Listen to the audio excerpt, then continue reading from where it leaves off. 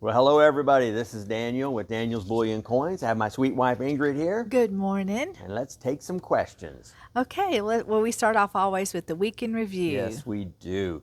So we looked at July and how we were telling you that sellers were coming in. We couldn't control the amount of Oh, it sellers was that were coming crazy. in. It was hand over fist sellers.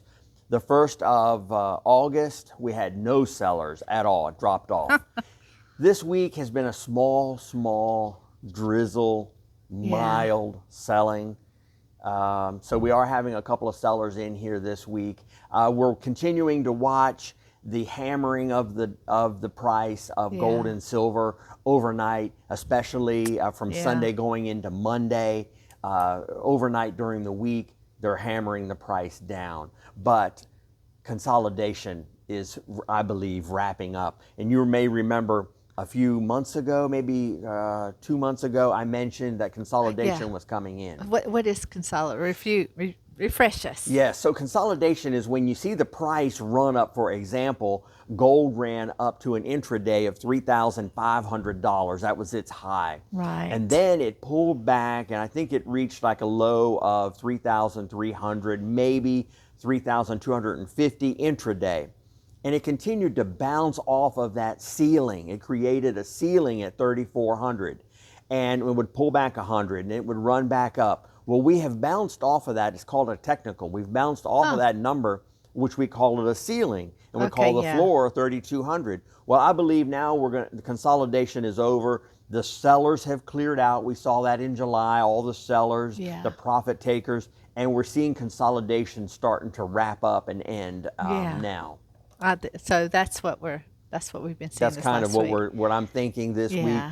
in my projection Yeah. for 4,000 gold by the end of this year and $50 silver. Yeah. We're going to see this, jump up and then consolidate and then jump up again. So I believe the consolidation on the last jump up is wrapping up, and you can see it in the sellers in retail. And I've said Yeah. before, I don't believe the retailers really control the pricing of gold. At one time, we had an effort to go in and try to bring down the COMEX, Yeah. and it almost worked. I mean, I was talking to my wholesaler, and he was running out of silver, and they were trying to get the system up Yeah. and running again. So they came very close to toppling COMEX, but it just wasn't the effort. The people didn't stay in there on it and continue to pressure. That's something. But overall, I don't think the retailer, when I say retailer, I mean the people who come in here and buy Right. from me and buy from the local coin shop,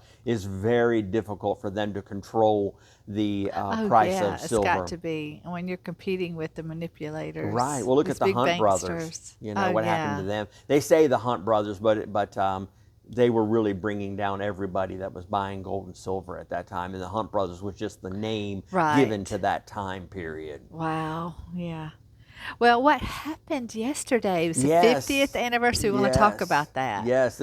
So in our week in review, we Yeah. look at August the 15th, 1971, when Nixon came on and interrupted Bonanza Sunday evening, and to make the announcement that we were not going to back So it's the dollar with gold any longer. more than 50 years. Yes, I guess 54 years. Yeah. Seemed like just I yesterday we know. had the 50th anniversary. Yeah. I can remember it coming up and the 50th and all of that, because it shows that we have exceeded Oh any my other goodness. currency in history Yeah. on the fiat experiment. And it's been Wow. tried, thousands of examples. Never has a nation or a country or a province lasted this long on a fiat currency. That's just amazing. And you can see that the ending of it coming. That's why we do these videos, Yeah. so we can lay out all of these things that Right. show that the end of the fiat currency is coming and that you should be prepared. Yeah, and it's because it's a fiat currency. It's not based on anything. Right. That's what Nixon did when he took us off of the gold standard. He took us off of being based on anything. Now, later on, a few years later, he put us on the petro standard, where Kissinger went to Saudi Arabia and created the petrodollar, which is interesting how Hank Paulson came in, and I believe it was 2012. He came in with a single piece of paper to Congress and said, Oh, my basically goodness. what he was saying was, we need to come off of the petro standard and go on the quantitative easing standard, which meant just add a zero in the computer and create money without paper or ink or anything. That's how absurd this has become, that we can just add a zero, no cost Right. of paper, no ink, It's crazy. and create money. And he had $1 trillion created, and he went and paid off his buddies. He was in the banking industry. I think it was Goldman Sachs. And so they directed which companies were going to succeed, which ones were going to fail, and set the standard for, bailing out companies. Right. And it's funny, these companies, you have to be in favorable situation with the government in order to get bailed out. So if you're going along with the program to hammer down silver or to poo-poo silver, sort of like Dave Ramsey does, and JP Morgan, they're all in on the game. If you're in on the game, you will be rewarded, and that's what he did. And the ones that weren't, Lehman Brothers, Bear Stearns, well, they got rid of them. Yeah, that's true. Yeah, Hank Paulson did that. So back to taking us off the gold standard. I was going to say it was done under the guise of trying to make the dollar stable. Oh, yes. And it did the exact opposite. But everyone bought into it. Yes, and what's interesting? They bought into the fact that you were going to stabilize the dollar. I mean, because it's Nixon crazy. used a very interesting phrase. He said, and keep in mind, he was shaking his head no the whole time, even though he's telling you the value of the dollar is going to be stronger. And I got that from Clive on Maneko 64, real good video this week. Yeah. He's shaking his head no, and he's telling you that this is going to stabilize the dollar, but he's going no. He knew. No, this is going to stabilize. You're right. He knew that it was, of course, the dollar's lost 99% of its value. 99%. It started the downward trend of the dollar in comparison to other nations, because each nation wanted a lower dollar in order to spur growth in their country. Right. So if you lower your dollar, then people buy your goods. So and then the other currencies had to lower, and so that's how come the 99% loss in the value of our currency. It's like a race but to he the used bottom. an interesting phrase. He said the speculators. Oh. He said the speculators. And you have to remember, the crowd that he was talking to in 1971 had experienced the Great Depression. Yeah, that's And true. the Great Depression was blamed on speculation, the speculators. And that's why people stayed out of the market really until the 60s. People just barely started to get back into the market. But the average person absolutely would not have anything to do with the market, because they'd been through the Great Depression, and they were told that it was the speculators. Interesting. So he brought in everybody, the Democrats and the Republicans, by saying the speculators. And I brought in a little fun little guy, cute little guy. And I want to tell you about this little guy. Yeah. My great-granddad was so mad at the Nixon that he actually carved little men. Now, this is just a sailor guy, a fisherman type guy. This is the only one I could find for the video today, but somewhere in my collection, or my parents' or my brother's collection, we have Nixon figures.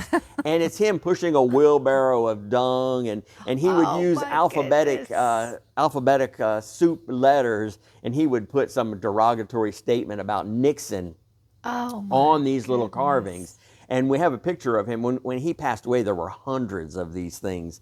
I thought it was your granddad. It was your Great-granddad. Oh, my goodness. So on my mom's dad's dad. Oh, his dad. Oh, my goodness. No, I'm sorry. It would have been my mom's side. Okay. Because it was Peach. Okay, yeah. He was Granddad Peach, great-granddad Peach. So he carved these and sold them at the hobby store, the craft fair or whatever. Wow. And he crafted and carved a lot of Nixon hate. I mean, he just hated. And even my grandmother, I can remember, she would call him Tricky Dicky, which was a name that the media, the Democratic media gave him. His name was Richard, but they changed his name to make fun of him in so many ways and to pick on him. Oh, my and goodness.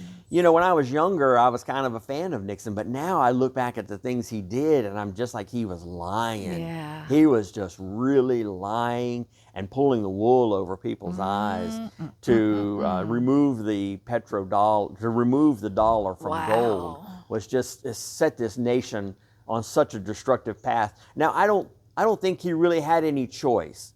We really have been on this path. Maybe that's why he was shaking his head. Yeah, he was shaking it. He was trying to send a message at He's the like, same this time. is terrible. Don't believe what I'm saying. Yeah. I'm saying one thing, but do another. And of course, you know, gold was illegal to own. So people back then, they were like, wow, they've taken gold away from us. They devalued the dollar. Some people understood what was going on and positioned themselves and came out very well. Right. But don't be fearful. I saw a lot of elderly people that were so fearful, and so you don't want to do that. No. But you want to be smart with what you're doing. Get educated. We're just telling you what we're doing. We're not giving financial advice. Right. We're just trying to help. Yeah. Give you tools so you could go do your research. Go do your own research. And if you have questions, put them in the comments so that we can help you, because ultimately that's what we want to do, is answer people's questions and guide and tell you what we're doing and how we've made a success of it. Right. Amen. Well, I have this one thing written down here, and I can't remember why I wrote it down. It's called Sunday Bonanza. We were talking. Oh, that was the Bonanza show. He interrupted Bonanza on Sunday evening. And yeah, so you're sitting there watching this Wild West show, and he interjects, "We're going to unhook the dollar." And it's these supposed to stabilize it. Yes, to stabilize it. And it's these darn speculators that are doing it. And he captured people. And people. And also, I wanted to say that don't believe. They could come on the radio and say, oh, we're closing the banks and we're going to redo because of some sort of financial collapse in another country. You look at the gilt market right now. What's that? It's like we have the bond market here in the U.S. It's the gilt market. It's the bond market in England, in London. And they're starting to go above 5%, above 5.5%. It's a breakout technically on the technical chart. So something could happen, even with like Japan. Japan is having lots of trouble, and we're still trying to get to a final negotiation with China. I think China is trying to kick the ball down the road. They want to wait till Trump's till Trump's out, or something breaks, or something. They're trying to prolong it. But Trump's trying to finalize the deal, I think, this fall, which maybe it goes into the winter or whatever. But he wants to introduce his new financial big plan for the whole nation. And that could be one of those Bonanza evenings, where you're sitting back watching TV and they interject with a we're having a bank holiday Monday. Bank holiday Monday because we're going to restructure the finance. And that was essentially what it was when Nixon interrupted. That was a major change. Same with Hank Paulson when he was standing there. Nobody really realizes the trajectory or the path that we're on. And you have to educate yourself and be prepared and realize what's coming. Yeah. Makes me think, when you said China's kicking it down the road, you wonder what they're up behind the scenes trying to make something happen. Well, that's so true. It's so true. They always say the magician, he's got you watching one hand and he's doing something with the other hand. And that's what our government's doing. That's what China's doing. They're keeping us distracted. Right. But what are they really doing? They're saying, look over here, but they're really doing something over there. Exactly. Yeah. So, not to live in fear. In many ways. Don't be scared, be prepared. Yes, that's a good one. That's a good one. Well, short video this week, but we look forward to y'all for next week. Yes. Be blessed. Blessings, everybody. Bye-bye. Bye-bye.